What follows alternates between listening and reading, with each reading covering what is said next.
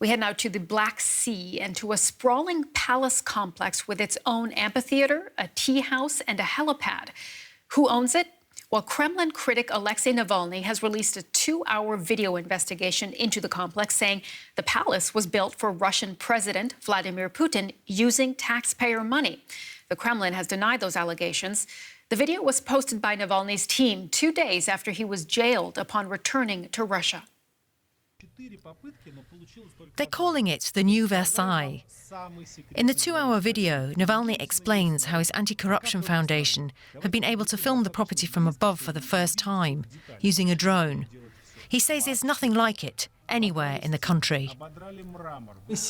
Without exaggeration, it is the most secretive and guarded facility in Russia. It isn't a country house or a residence. It's an entire city, or rather a kingdom. It has impregnable fences, its own harbour, guards, church, its own checkpoint, no-fly zone, and even its own border point. It is a separate state inside Russia.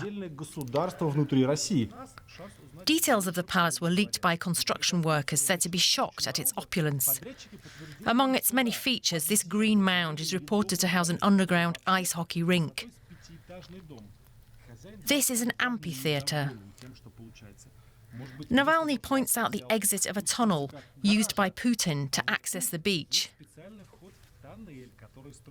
He also emphasises not just the size of the palace, but also the vastness of the area it occupies, which is 3.5 times the size of the nearest city. The Kremlin rejects all the claims, calling them nonsensical.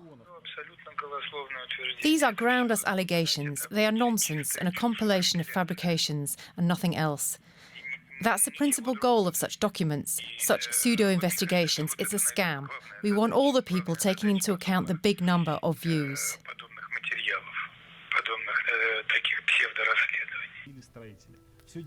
But Navalny insists that not only does this property belong to Putin, but that it was financed through corruption and the misuse of public funds, calling it the biggest bribe in history, for which the Russian president must be held to account.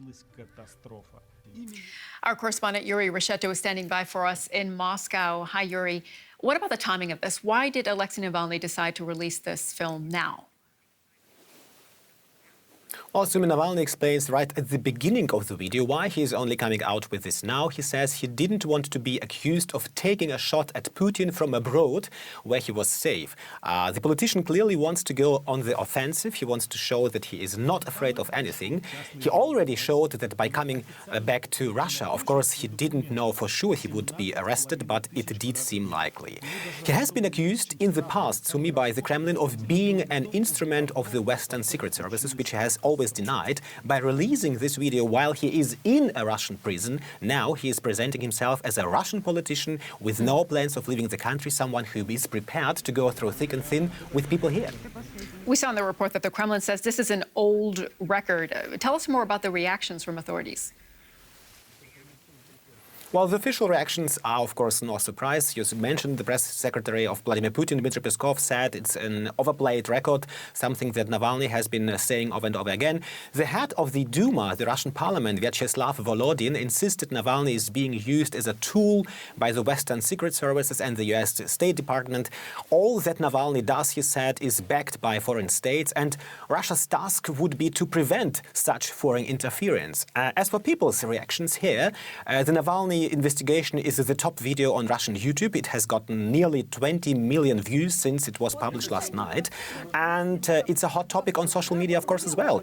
The Navalny people have even created a filter on Instagram with which you can use, or you can see yourself in a 3D model in the rooms of the palace and take a selfie. So it's getting a lot of attention. What impact do you think this is going to actually have for the Kremlin?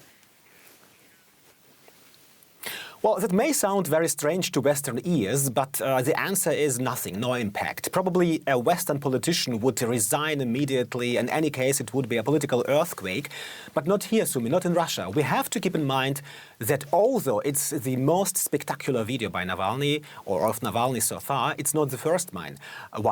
This is a typical video for Navalny. In 2017, he published a similar investigation about the then Prime Minister Dmitry Medvedev, which prompted protests here in the country, but it didn't change anything.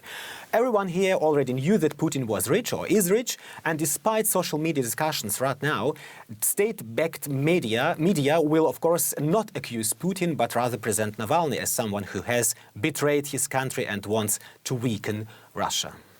Yuri Rasheta reporting for us in Moscow. Thank you.